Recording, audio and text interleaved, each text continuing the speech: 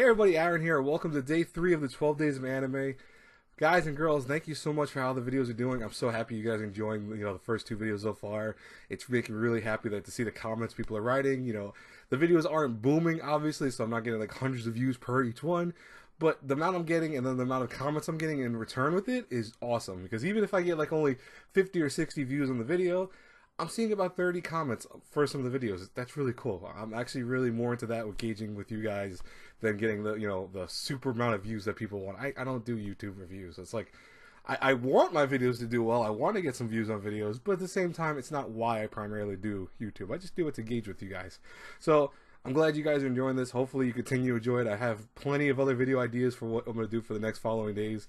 I'm trying my best to make them interesting and something kind of different than the usual cuff of how I make some of these videos. But today we're going to talk about something very against the cuff when it comes to like an anime topic. So it's a very interesting way of putting this, but there are a lot of shows that I put on my top 10, obviously, that are shows I really love and adore.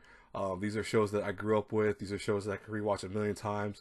Some of them, are on there occasionally. Sometimes I forget they're on the top 10. Sometimes I put them to like the 15 or, top 20. And it's only because time, kind of just pushes in my mind. It's like, you think, oh man, I love this show, I love this show, I love this show. And then you forget, oh wait, but what about that show? It's not in my top 10 anymore. It's now like the, 11th place. Or that's why, to me, I've never really liked doing top 10s or top 20s or whatever, because I feel like it's always a constantly shifting thing. I mean, you watch a new show, and sometimes some of the newer shows could beat some of the ones you loved from the past. And you're like, oh my god, this is my new favorite show. Like, for example, Clannad was always one of my top, top anime choices. Like, if I did a top 3, it was always Clannad on top. As of recently, ReZero has kind of ebbed its way to my heart when it came to, like, how it is on my listing. So I always have it as number 1. And then Clannad follows it. And I know some people give me, backlash. They're like, well, ReZero was good, but was it that great that it beat Clannad? Yeah, for me at least. It's something that, if we're talking about enjoyments of a show, I've never felt what I felt with ReZero.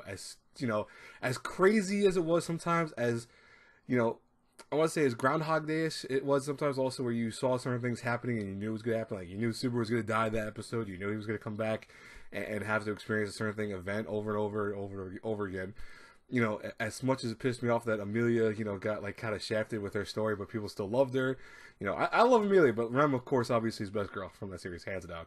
I remember I was an Amelia fan for a little while, but then Rem just, she wormed her way into my heart. So it's like always Rem is my favorite. But besides that, besides that argument, I'm not going to get into that. What's interesting is to see that a lot of those shows, they go into you and they go, hey, it's now a top 10 for you. It's like, even after years and years of shows that you've watched millions of times, that new show that you've watched is now one of your top 10. And you're like, oh my god, I didn't see this happening. I didn't think this was even a possibility. But it happens. But, there are shows that to me will always be things that hold a place in my heart. That no matter what, how much time passes, I think back to them and I'm like, this is what got me into this. Or this is what made me do this, or maybe want to do this. Now, here's a very interesting story with you guys. The reason I got into certain anime in general was because, obviously, before, Google was around and before the internet was really like a big thing, I explored, various stores. I explored, besides Blockbuster, I explored FYE when it was around, when I was like, that was a teenager.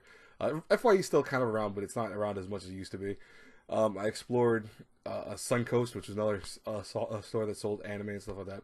That was more later in my teenager years, but there were a lot of things that I explored to find these different things. One of the places I explored was Borders. Now, if you guys have no idea what Borders is, it's okay, because Borders is an older bookstore that existed for some of you guys actually near your time of infancy.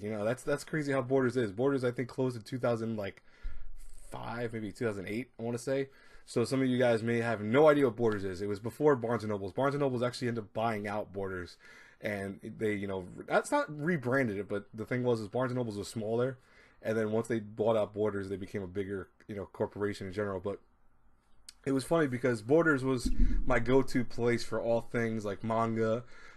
They sold anime, and I occasionally bought anime there, but it was only for stuff that I could never find anywhere else, because it's like Barnes & Nobles. Or Barnes & Nobles, I love Barnes & Nobles. It's one of the better stores when it comes to finding, certain series, but their stuff is expensive. It's like, you can go on Amazon or you can go to Right Stuff and find a lot of stuff that you can find at Borders or Barnes and Nobles significantly cheaper. You know, it's like you go to Barnes and Nobles, it's like a series that's like Gundam. I saw one time was $78 something like that, some weird number, and I'm like, I know I've seen this Gundam series on Amazon and Right Stuff for like 40.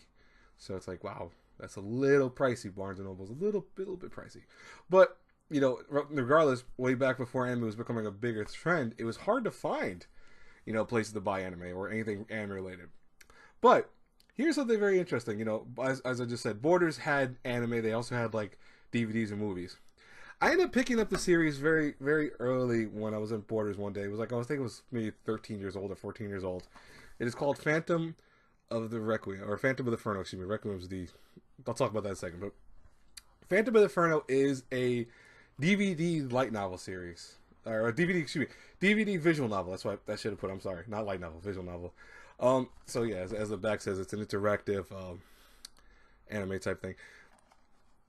It was one of the few that existed back in the day, because the thing was that this was still not a very popular medium. Like, it's not even popular now. Like, DVD or Blu-ray visual novels are almost not existent anymore. It's always now just visual novels on the PC, you know, or you know, you get them on PS4, PS Vita, etc.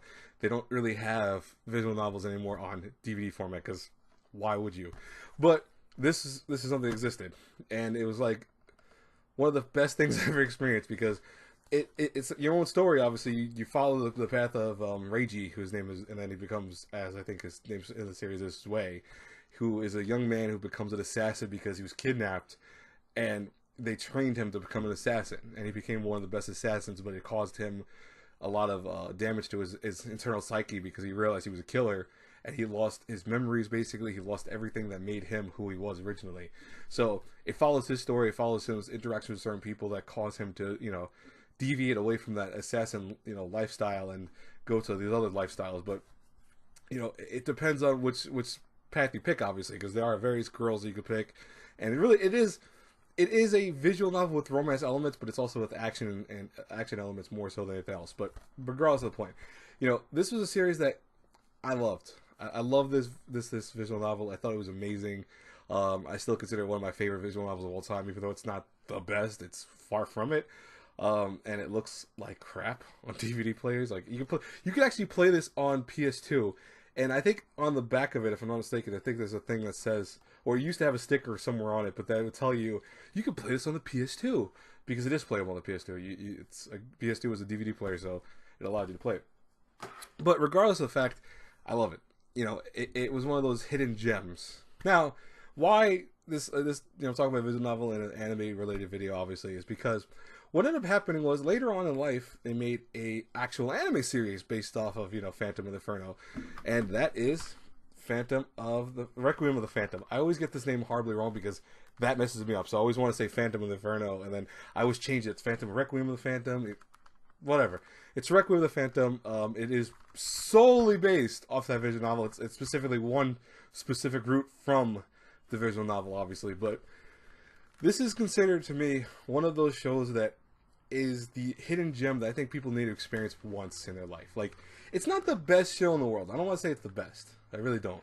Because Phantom, in general, has a lot of, I want to say, melodrama into it. It has a lot of stuff that you can see in other anime, kind of story-wise. And then there's an arc of this series that's like 3 episodes long that's just so bad you want to skip it every time. Like, I've legit never done that, but I've always wanted to, because it's an arc where it gets rid of everything that you love about the show and makes it into like almost a high school drama for a little while. And you understand why it does it later on. There's a reason for that, but it's horrible. It's easily one of the worst things like ever from the show. It shows like, I think 24 episodes, if I'm not mistaken. 26 episodes, sorry. Like, I should read the back of this before I said that.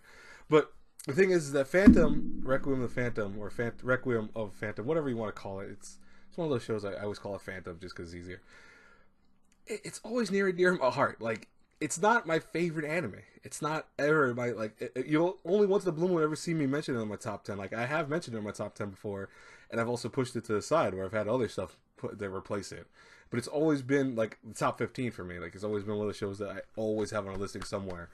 But this show is important to me because it showed me that there's a lot of hidden gems in anime that people will talk about and be like, oh, you know, I watched this show because I loved it because I just randomly found it. Or, you know, I was exploring around and I picked up the show and I didn't know what I expect from it, and ended up, you know, either hating it or thinking it was one of the best things since sliced bread because it was the random element to it. But that's what I kind of want to talk about with this, and why I wanted to make this video was, you know, for me, one of the best things about anime is that when before the internet, before a lot of things that made finding anime a lot easier, it was a fun time just to go around to a store and go to a place and just go, holy crap, what's this series? I want to pick it up and take that chance, take that plunge.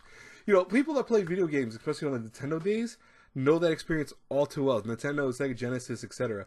Those are days that when people picked up a lot of those games and tried them out, they were like, oh my god, what is this? You know, this is a great game. Or, oh my god, this is the worst thing I've ever experienced in my life. Why did I pay money for this? Or why did my parents pay money for this? Because obviously parents used to have to, you know, shell out the money for a video game. You know, thanks mom and dad in advance for a lot of the games that I played that were horrible, that I had like either selling or never touching beyond like the first time I played it. But beyond that, there was a nuance to like just going into a store and finding something, you know, especially when it came to anime, because anime was such a harder medium to find, you know, that you saw a series and you picked it up and you're like, what's this? You know, so you read the back of it and be like, oh, you know, this looks pretty good, and you would buy it, you know, if it was a reasonable price, obviously. You'd bring it home, you would watch it, and you'd be like, you would have different reactions. And I always tell people, I think that one of the best things about anime in general is to find those hidden gems, you know, to find those things that even years after watching hundreds and thousands of different shows, you're always like, you know, I always remember this series because of this or because of that. You know, like I said, Phantom is not the best show ever. You know, if I had to rate it, I'd give it probably like a 9 out of 10, maybe 8.5 if I was being realistic, you know, so for me it would be like A- or B+. And if I fluctuate between them because I always think back to what, you know, made the show great, and also times when I rewatch it, I'm like, you know, this could have been better, you know, this could have been greater, and then there are times where I just re-examine it and be like, you know, I love this show, I think it's amazing.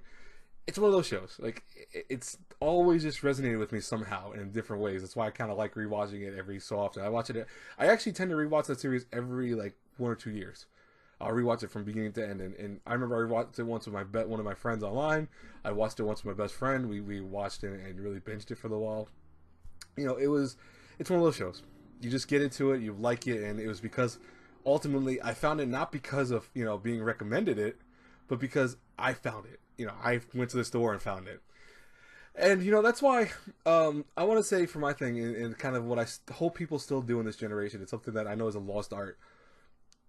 Don't be afraid to go around into a store or a place, or even on, like, if you watch the various, like, Crunchyroll or whatever, or Netflix, wherever you watch anime, on Hulu, don't be afraid to just check out a show, you know, like, just watch something random, not because you heard about it everywhere, or because someone told you a million times, watch this show, and hammered into you to the point that you were like, oh, fine, you begrudgingly, you know, decide to watch a show. Go check out a show because you decided to just pick it out and be like, you know, let me try this show, I'm gonna watch it.